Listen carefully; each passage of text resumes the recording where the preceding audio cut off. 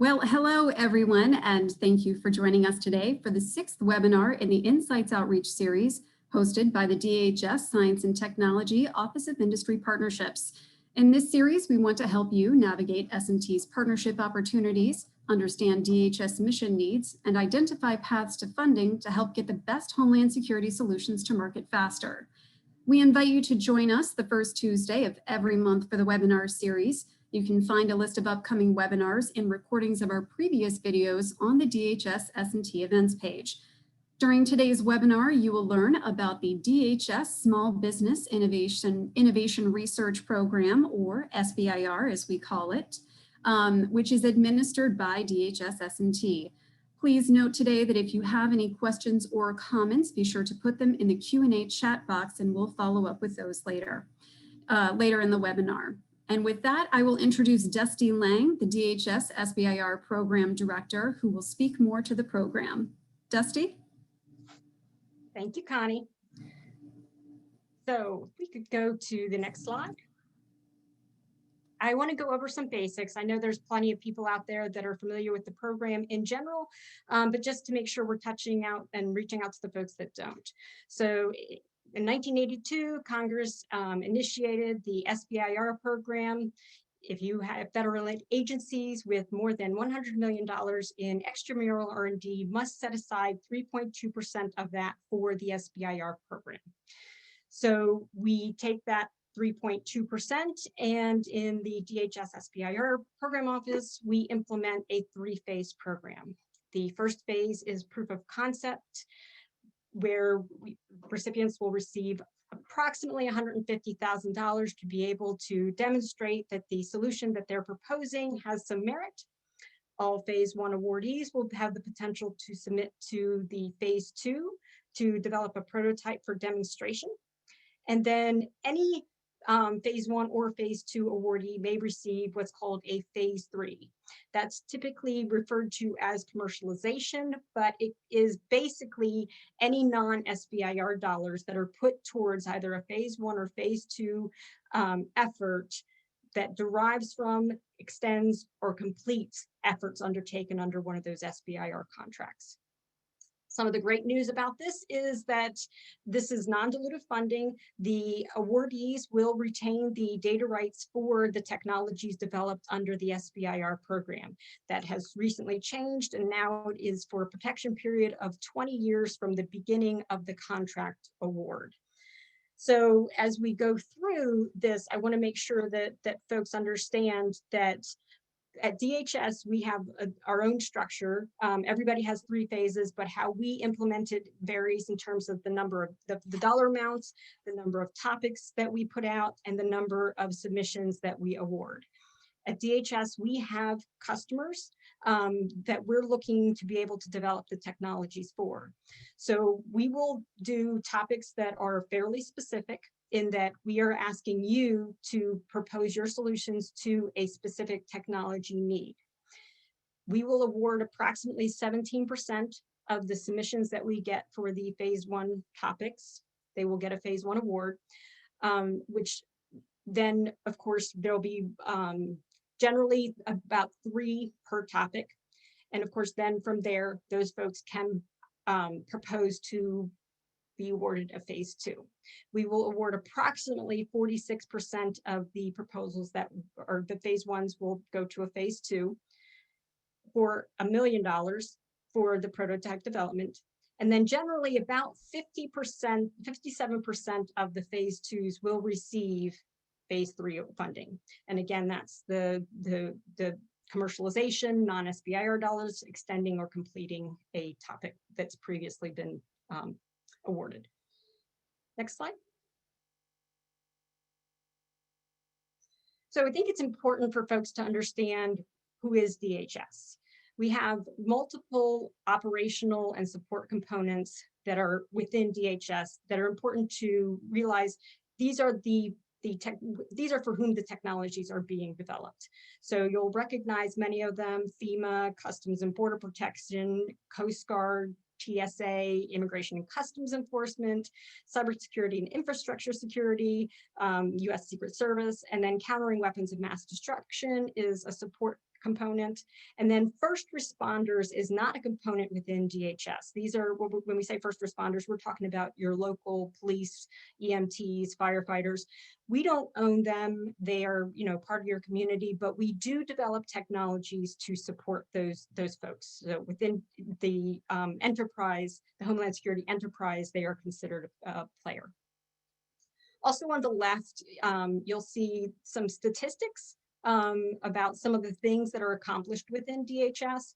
I really like to refer folks to Google a day in the life at DHS because there's a lot of things out there that will help you understand not only the scope of our mission, which is really important as you're developing a technology to make sure is what I'm implementing something that can be deployed and work at scale as it needs to, but also some of the more nuanced missions that we undertake.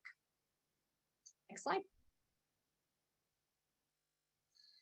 So I spoke about the topics going out. What we do is we will collect topics to put out into the solicitation.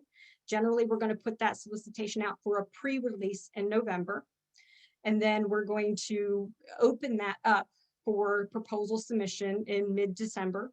And then it'll typically close in mid-January. So anybody that wants to receive a phase one will have to have that proposal submitted before the solicitation closes. And then we're looking to have the selection of whether you've been selected to pursue a phase one award or not in April. And then we always try to get our phase one awards done by May. As I mentioned earlier, all the phase one awardees are eligible to submit a proposal for consideration for a phase two award. If you have not received a phase one award, you are not eligible to receive a phase two award. So once that phase one is coming to an end, if you're a phase one awardee, you'll get a notification from my office asking for you to submit your phase two proposal by a certain date. And usually that's in the October timeframe. Actually, that's changed a little bit. It's going to typically go forward as the October timeframe.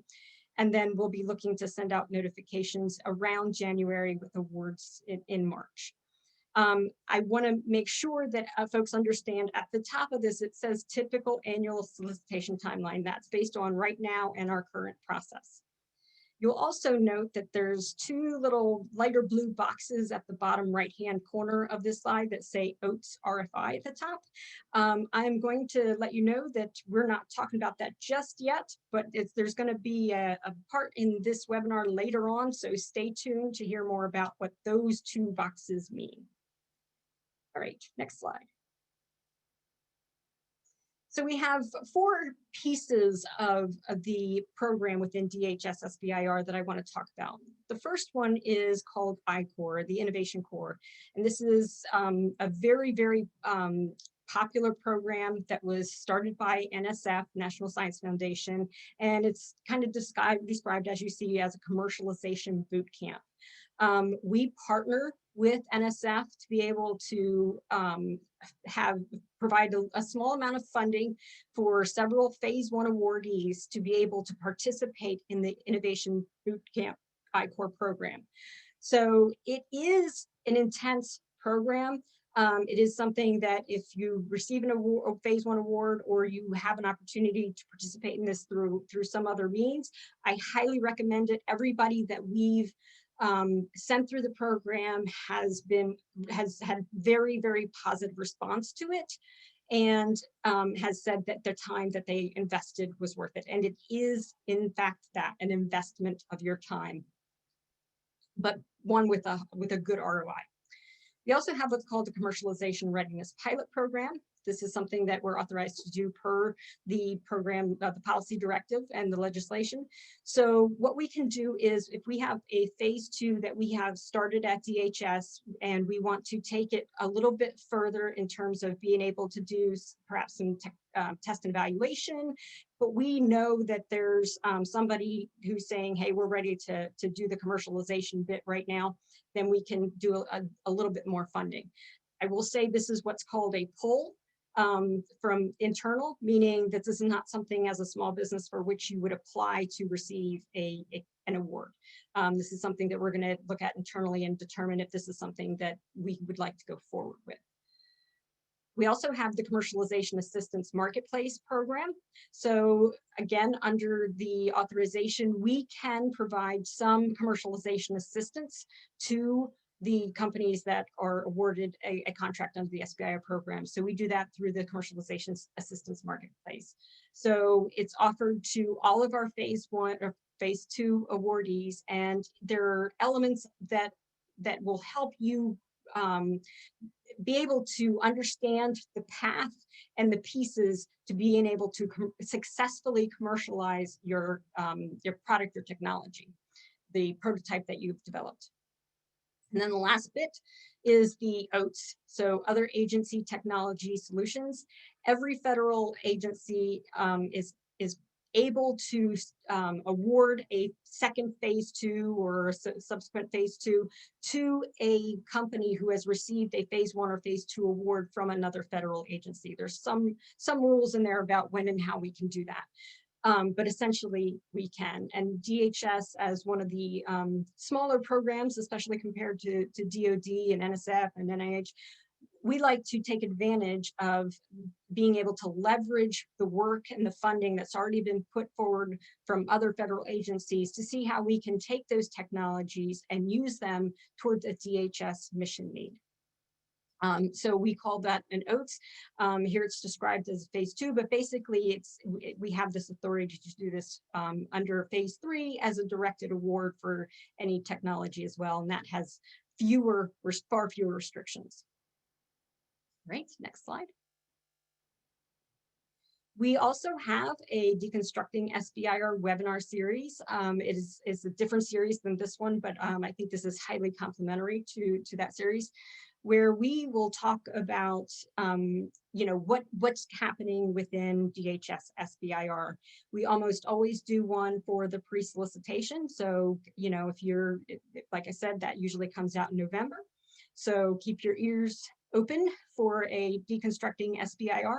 And what we will talk about in that episode is usually what types of changes we're looking at being made, or if there's a variation in schedule or types of funding or that sort of thing. We also will do them for other events, other special SBIR announcements, and pieces of the internal process that may be beneficial for a small business to understand. So for instance, we have some pretty stringent privacy rules about what we can do at DHS or as an agency. And so we've asked the fine folks at the privacy office within DHS S&T to do a webinar. So we did that last year, and they came on and talked about, what the authorities were, what the restrictions were. And as a small business, I think it's important to understand if you want to propose a solution, that solution has the best opportunity to be able to be selected, because if it violates one of the authorities or restrictions that we have, then it's not going to be able to be selected. So we do about 3 of those per year. So keep your eyes peeled for information about those. Next slide. And so I am now going to ask Connie. Connie, thank you for giving me the opportunity to speak about the program. Absolutely, yeah. Thanks, Dusty. I was trying to find my share video there for a second. Yeah, thanks so much, Dusty. That was a lot of really great information on the program. I just want to remind people we're actually going to move into our fireside chat portion of the webinar today. So we'll be asking Dusty plenty of questions, but we'd also like to invite Jenny Servo on screen. She'll be joining us today for this fireside chat. So Dr. Servo is the president and founder of Dawnbreaker, who is on contract with the SBIR office to support the Commercialization Assistance Marketplace program that Dusty spoke about earlier in the webinar. So welcome, Jenny. Thank you. Absolutely. So we'll go ahead and get started. I'm just going to be asking you all some questions that I'm sure that everyone on this webinar would like to know, can give us better insight into the program. Dusty, this first one is for you. So you spoke earlier, right? You know, DHS is a large federal agency. And I'm sure that there are those out there that are wondering, you know, how do organizations within DHS participate with the SBIR program? It's a great question, Connie. So, like I said, there's all those operational and support components. We have one solicitation that we put out each year for new topics. We will collect those topics internally within S&T. Within S&T, there are groups of folks that reach out to the components regularly to make sure we're understanding their needs in terms of developing technology and furthering science towards their needs. So the folks there could submit a topic on behalf of those needs from the components, but we also work directly with those components and say, if you have a topic you want to submit, then they can submit that. And then we go through a vetting and prioritization process. I will say that CWMD does have their own program office within DHS S&T, so they will make their own selection and make their own awards, but all of that is still under that same DHS-wide solicitation. Okay, great. Thanks so much, Dusty.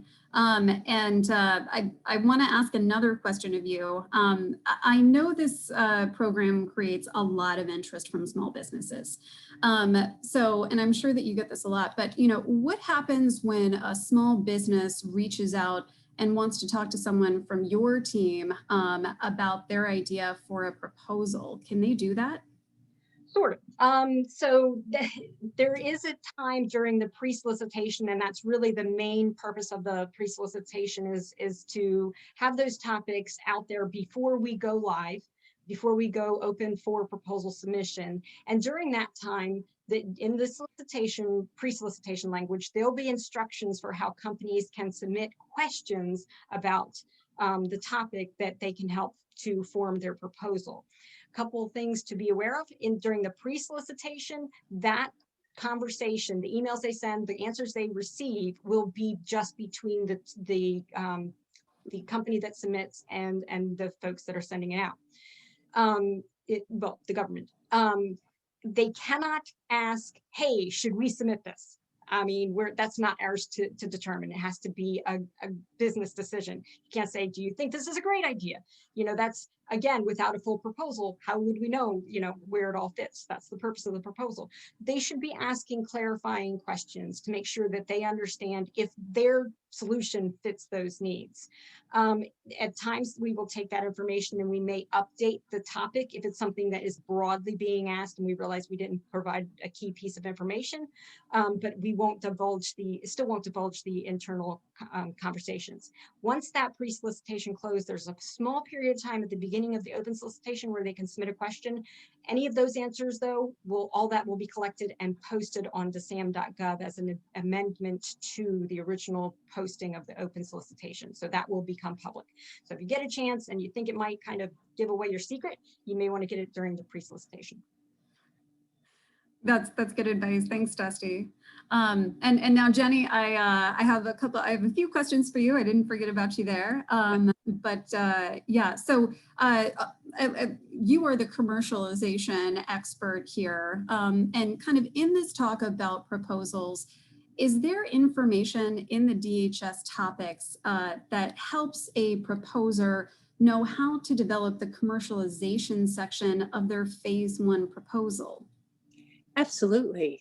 In the solicitation itself, it specifies the length of the technical proposal, and it calls out a particular section called the commercialization strategy, which is a one section. And it identifies very specifically the 3 or 4 items that need to be addressed, including what are alternative solutions that are available and why would yours be better, you know, that type of thing. So they're very specific in terms of what they're looking for. There's very good guidance. Okay. All right. Thanks. Thank you. And Dusty, back over to you. I'm sure that you come across this scenario a lot. And there are a lot of, you know, small businesses out there with really great ideas. But what if there isn't a topic in the solicitation for which a small business's idea really fits? Does the S&T SBIR program accept unsolicited proposals? No, we don't. So there definitely has to be a topic for which the solution has to fit. You know, sometimes you may be able to look at those topics and go, oh, well, you know, if I massage or tweak this solution, perhaps I can take it and make it work for something that's out there. I'm saying that's obviously, again, a business decision. I know creating a proposal in terms of all the elements and making a quality, good submission takes time, and that's money. So, you know, be sure that you're using that to your best advantage. There is an opportunity for folks to submit a topic suggestion. So if you look out there on the portal, and I think we're going to get to some information that later in the webinar, there'll be a tab that says solicitations. And if you click on that, all the way at the bottom, it says topic submission. So folks can submit a topic suggestion. Some advice I always like to give about this is that if you submit a topic that says, put out a topic that says develop widget B, and it'll do all these fancy things.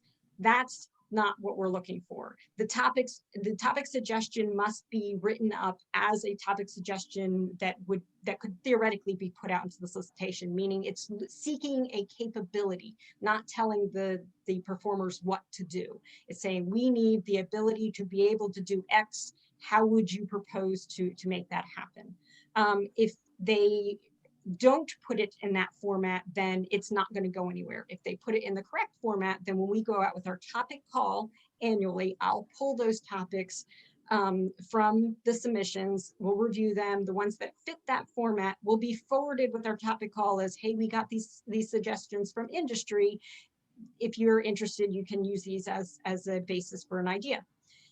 That said, even if you get it all right and we forward it through, once it goes to folks, we are going to look at it and make sure it actually has all the required pieces, elements, and has a customer need that is being articulated within that language. So when it comes back out in a solicitation, it may or may not look like what was submitted or how you intended for the topic to come out. And so then again, look at it carefully, make sure that what you're proposing still would fit, and make the appropriate tweaks and decisions from there. Yes, be careful. That's always good advice. So, okay, and Jenny, now this next question is for you. So, as you know, as we mentioned before, you work on the Commercialization Assistance Marketplace program, and this is something that Dusty brought up previously in the webinar as well. Can you go into some more details on that program and the work that you do there?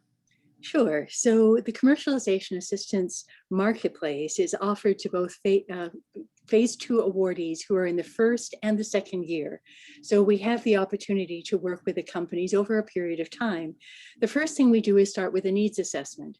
And the idea is to basically look at the gaps. You know, the company has accomplished many things on the path to commercialization, but there's going to be some gaps. And the reason for this intervention in Phase 2 is because we want to increase the likelihood that they will get to Phase 3. So after the needs assessment, we decide what services would be good to provide. Sometimes they need more information. Maybe it's information about competitors, or maybe they need a strategic partner or someone that they can do a demo on their site, or some sort of partnership. And so we have another activity called Introduction to Strategic Partners, where we'll help them with that. Sometimes they need marketing. They're at the point where they're at a high TRL and they really have not put any focus yet on bringing that awareness to the marketplace that it exists. So we can also help with marketing communications as well. Another very important part, and this is something that Dusty's been doing a lot with the last couple of years, are showcases, where the companies have the opportunity to come in front of the DHS acquisition community. And we help them develop a quad chart, we help them with their PowerPoints, and then they deliver to an audience that has been very carefully put together and is leveraged afterwards because it's videotaped and shared government only.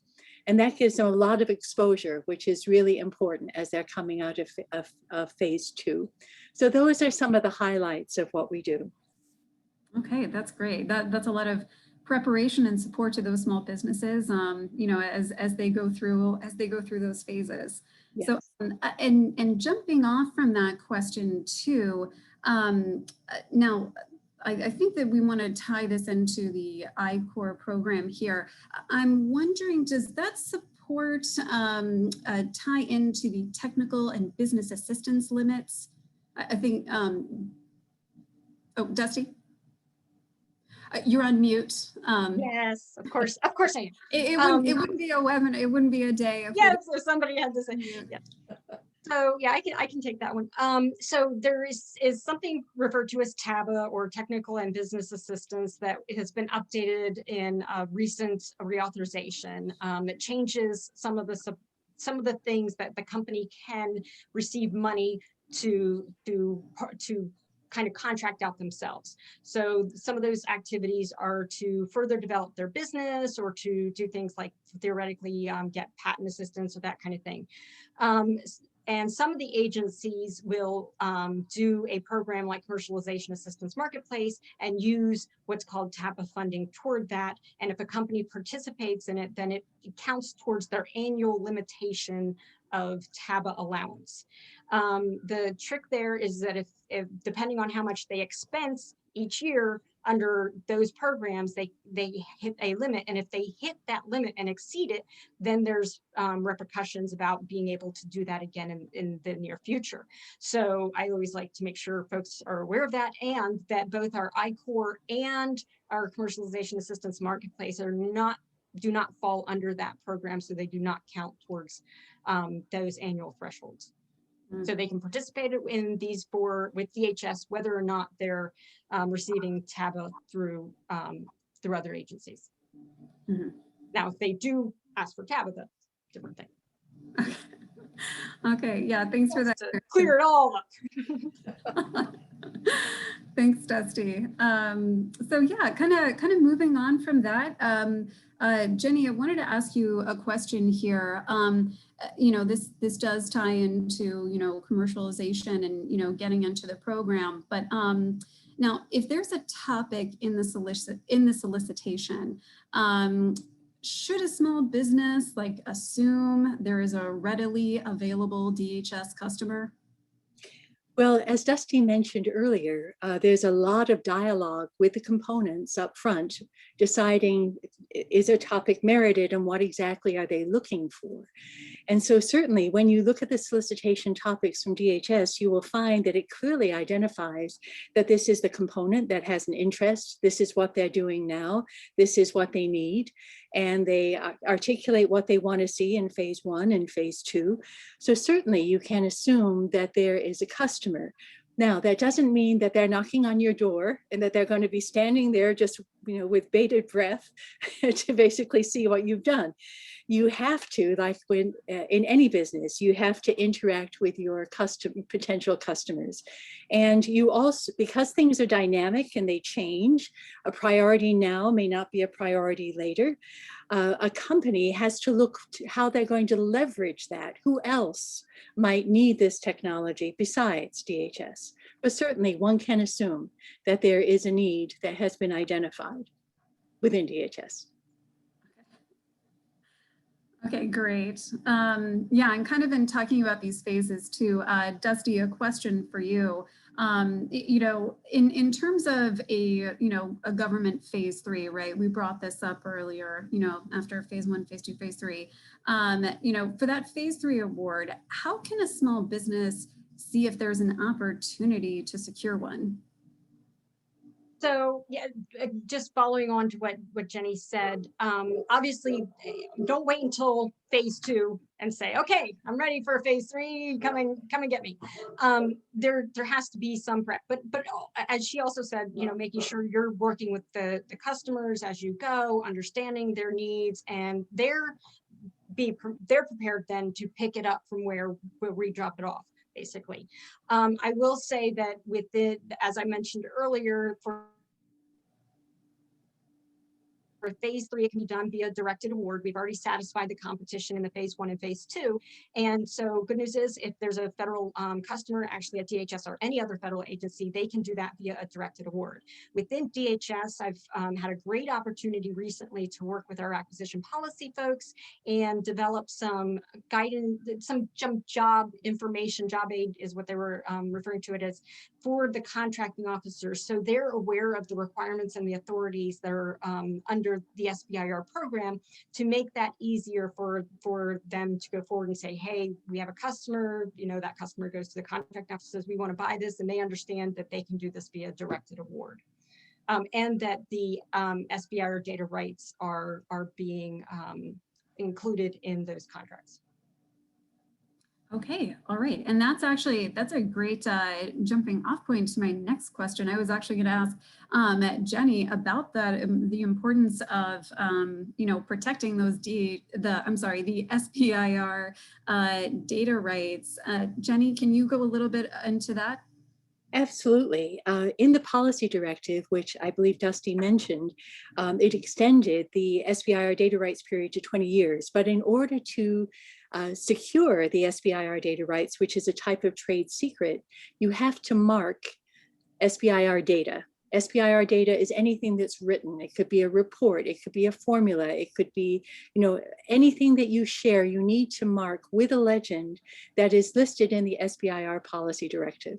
And so that's very important. And once you do that consistently, then you're in a good position. I will say that that only works with the government, though. Yes, absolutely. You can't go to another large business and go, these are SBIR data rights. You have to honor it. Yeah, so the agreements between the small business and the government. Yeah, sometimes they refer to that as a government phase 3, you know, because of that, just to clarify. Yeah. Yes. Okay, awesome, thanks. Dusty, I have another question for you, because I know this is a question that you get a lot. So maybe one of the more popular ones that we can address here. You know, your program receives a number of questions about, you know, if an SBIR phase 1 proposal can be submitted to DHS S&T with a total cost that is higher than the $150,000 phase 1 guideline, can a small business do that? I give a very full answer here. Okay. So right now, the thresholds for the phase 1 are $150,000. That doesn't mean they always will be. So I always recommend that the small, and DHS is one thing, and other agencies another. That's why, you know, at the beginning of this, I said, here's where we are, and I kind of caveated with right now. Because there's an ability for us to go above 150, but that's what we've set the threshold at. So there's one way to exceed that threshold on a phase 1, which is to ask for the technical and business assistance.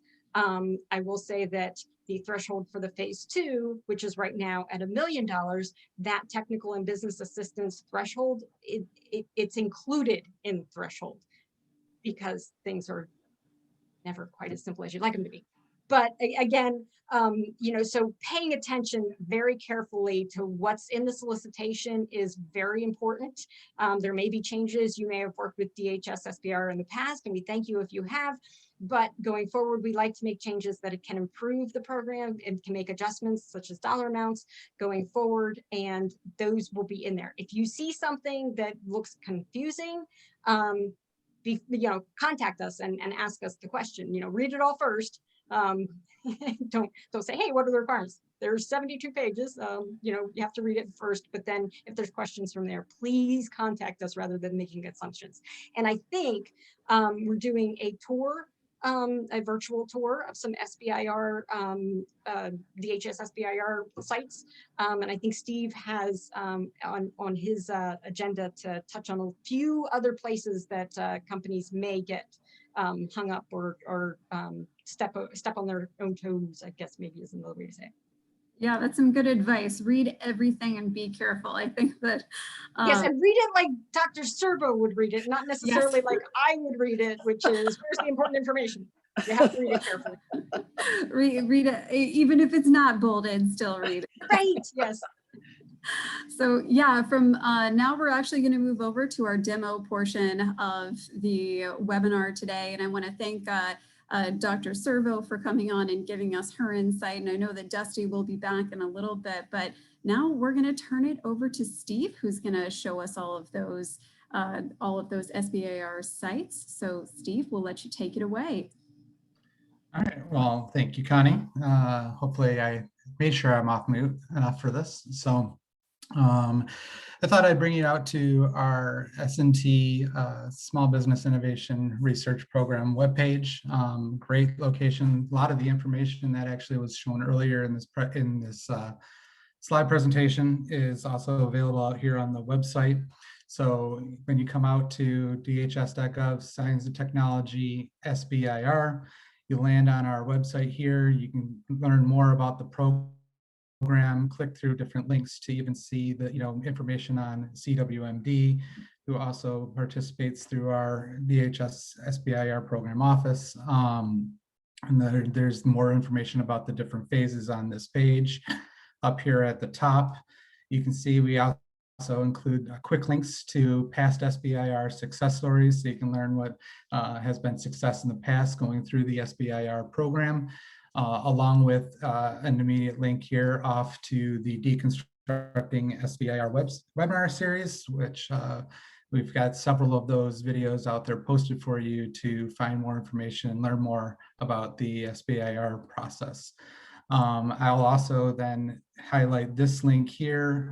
It's also available lower on the page. It's a direct link to our SBIR portal page, which is where you would need to go once a solicitation is opened up for you to submit your proposals to the phase 1 or even phase 2. So as I click off onto that, it is a different web page. I think there's a resources page later on in this slide deck that will go and show off all the different links. So you don't necessarily have to write them all down as I'm clicking through the pages here, but right here up on the top of our portal page, this is where you would locate if there is a concurrent solicitation available.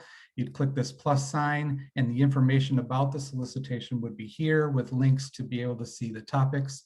As you can see, it's just to mention back on the timeline, there's nothing open and active at this time. There's no current solicitation open for the SBIR program. We're getting ready for our call for topics now. So up here, the solicitations ribbon menu is, as Dusty mentioned earlier, not only would get you to the current solicitation, but allows you to get to past solicitations, and then that topic recommendations or suggestions link that Dusty mentioned earlier is also available to you here from the portal page. I'm now going to kind of switch over, I want to show you also a little bit more once you get into the portal with a login information, because as you see up here in the top, once to be able to submit a proposal and be able to submit information into through our portal, you need to create and register an account through that login. So that's available to you right up here on the top of the webpage. That for the portal homepage. I'm sorry, I'm jumbling my words in a little bit there. So I'm going to take you over to our staging environment so that you can see logging into that if you haven't seen it before and registered before. That way, you can see the process of going through logging in and what it would bring up on the page here. So let me close the screen off, make sure I do the log out so you can see. So when you click on this portal login option up here, it would bring you to the login option. So when you come in here, I'm going to open it, log into my test account.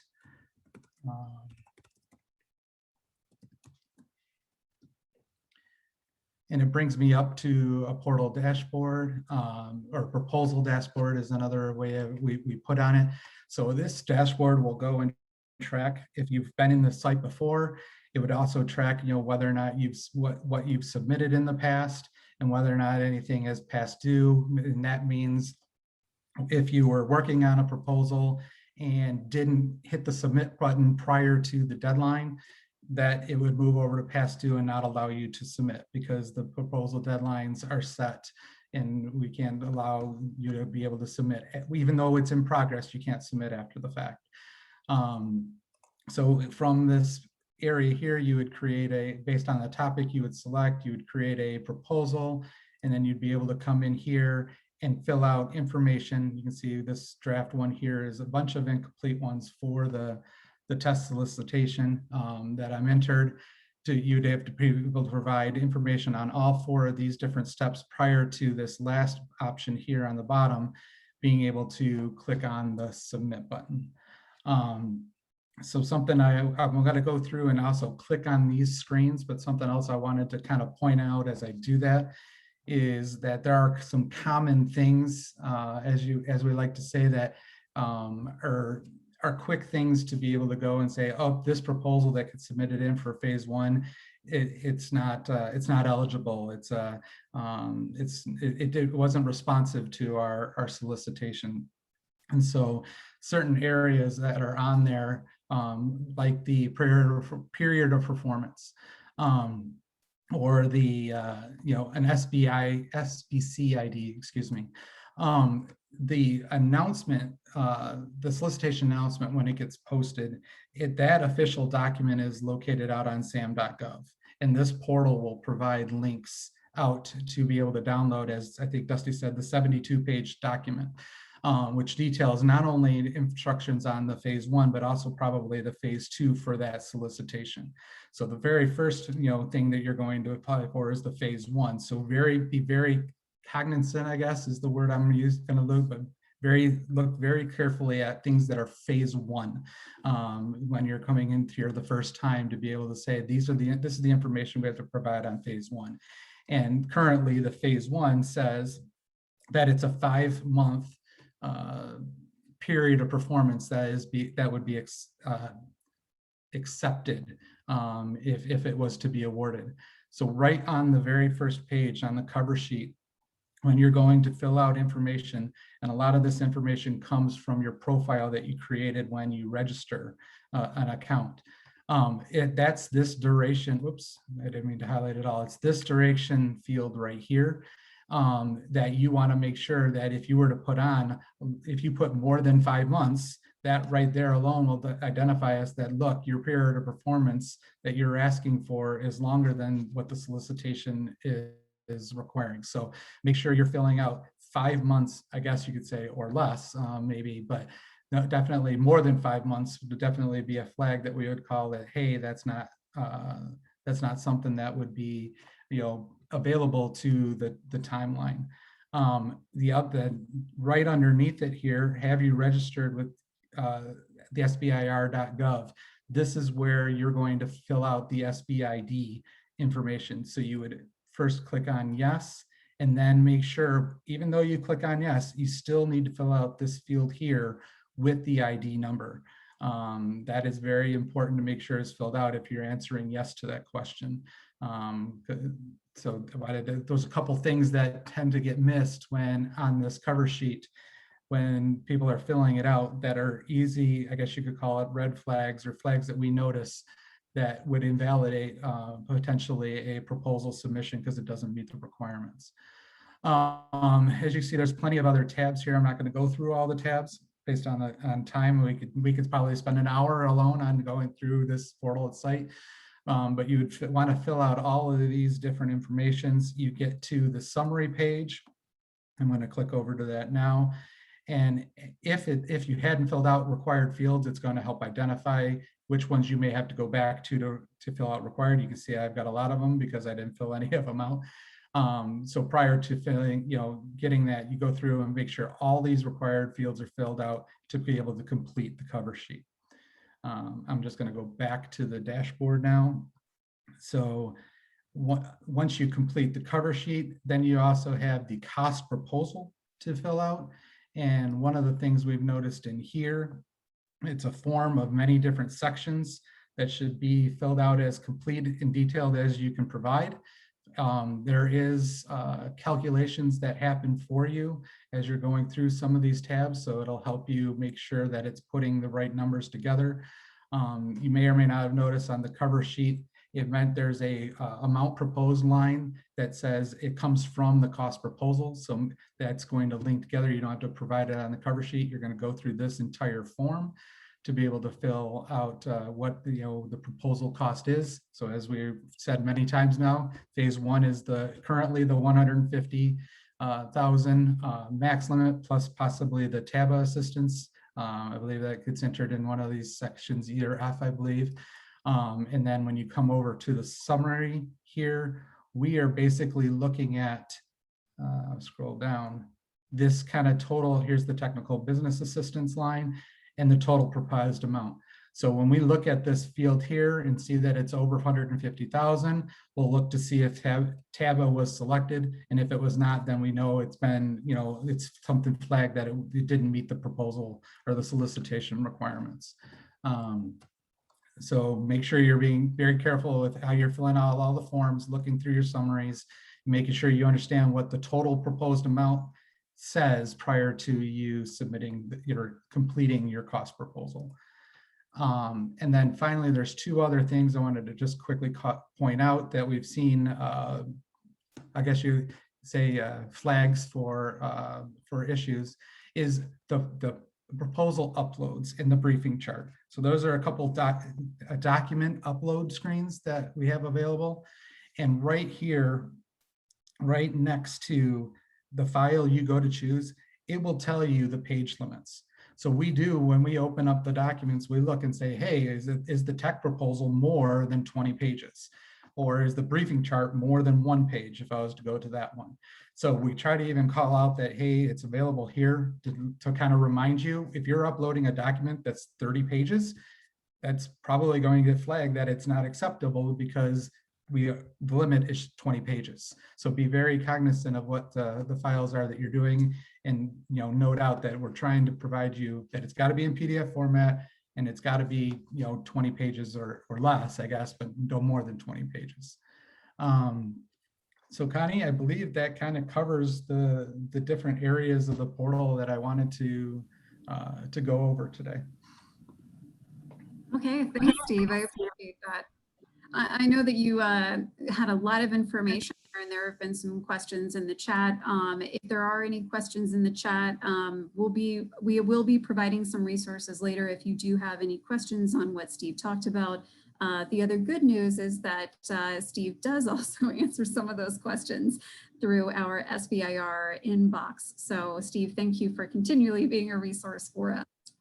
And so, yeah, with that, I would like to circle back with Dusty. I know that earlier she had actually teased something about oats, and so I am going to give her the opportunity to talk about that. So Dusty, I will turn it over to you.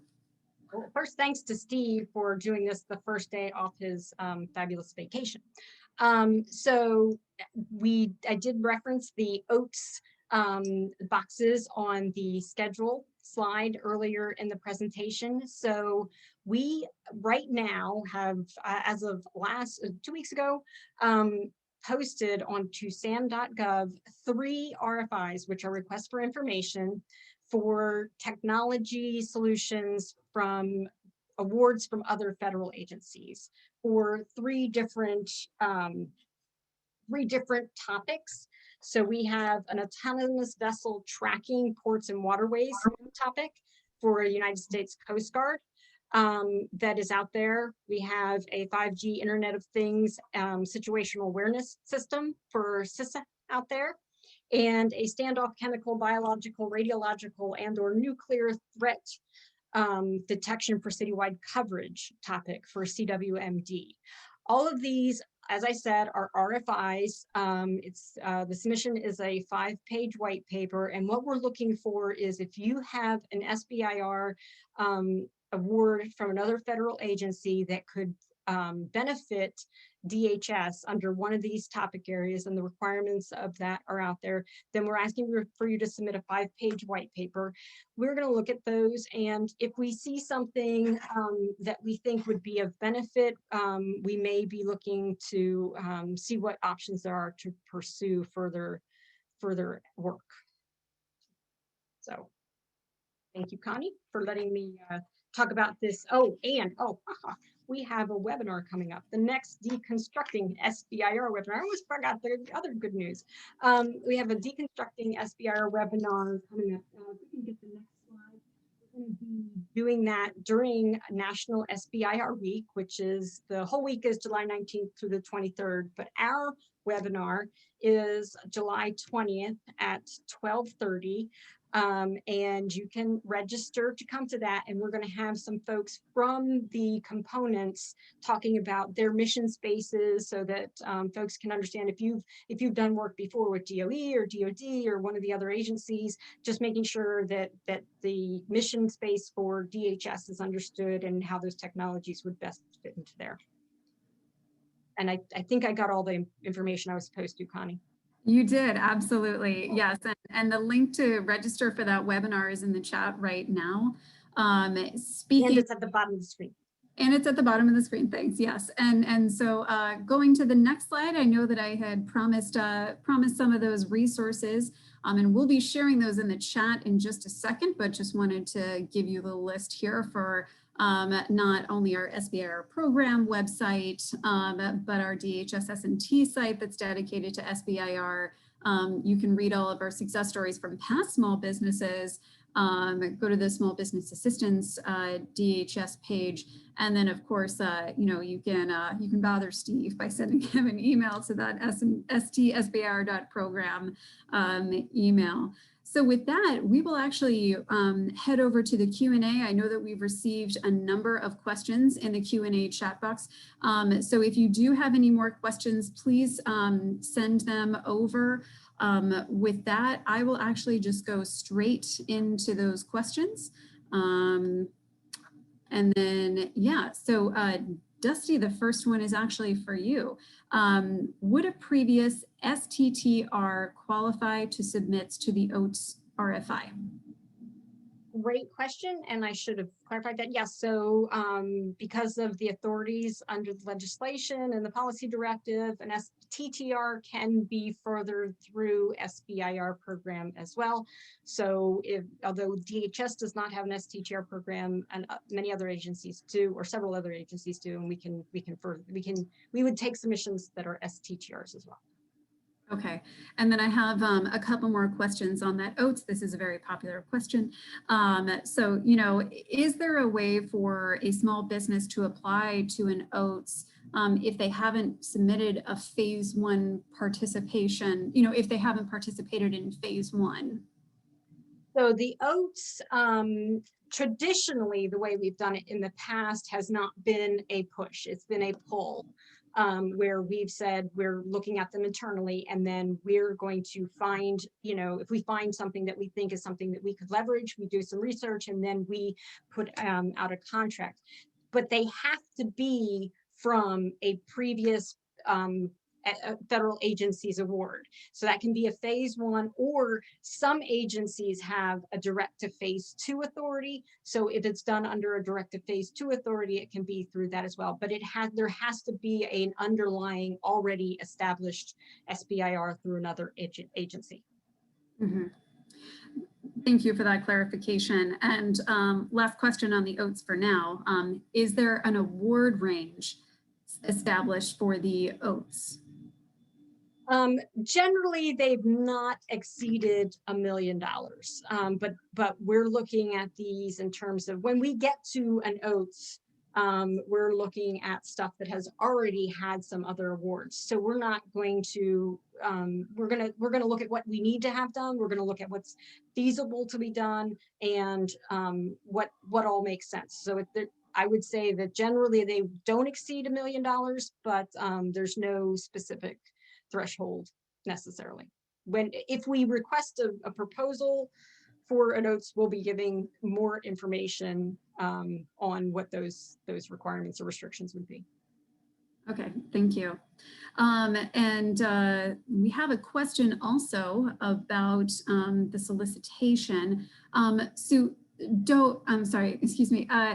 the solicitation topics stay about the same from year to year? And that goes with, for the DHS SBIR program, what even about, other agencies as well?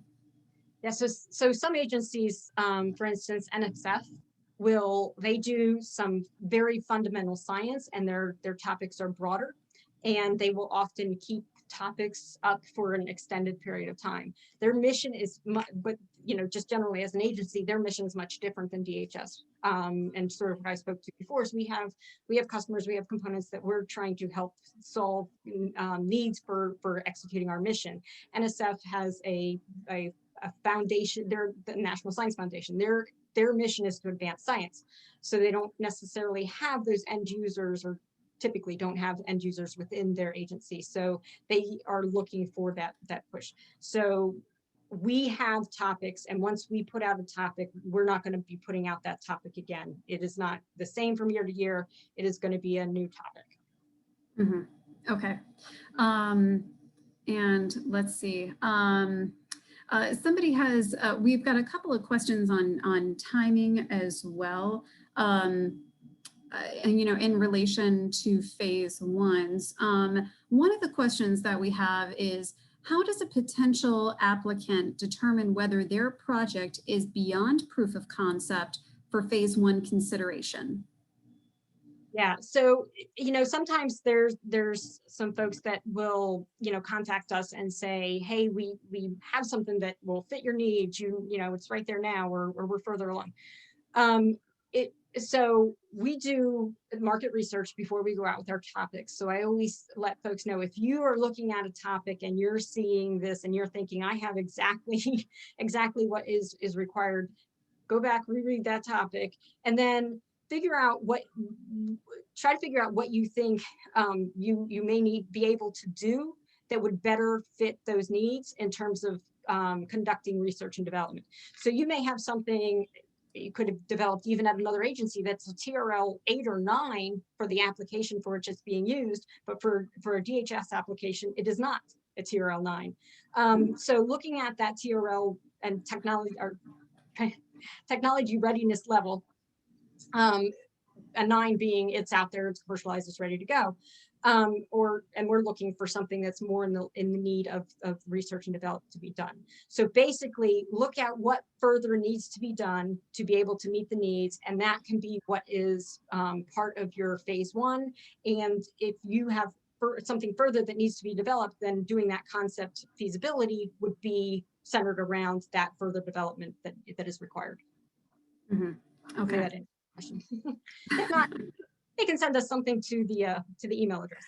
Yeah, and actually, that's a great pivot for us. That's we're at 2:59 Eastern time, so I think that's all the time that we have questions for today. So, Dusty, any final thoughts that you'd like to leave the audience with? Please join us for our webinar on the 20th to make sure that you'll hear more about the OATS RFIs. If you have a SBIR or STTAR with another federal agency. If you don't, please sign up to follow DHS Science and Technology Directorate in social media, because lots of stuff goes out through there. They're very good about getting out the new opportunities. So when the next SBIR topic solicitation goes out, then it'll get some social media promotion. Thank you, Connie. And thank you, Dr. Servo. Yes. Yes. Thank you, Dr. Servo. Thank you, Dusty. Thank you, Steve, as well. You were all great today.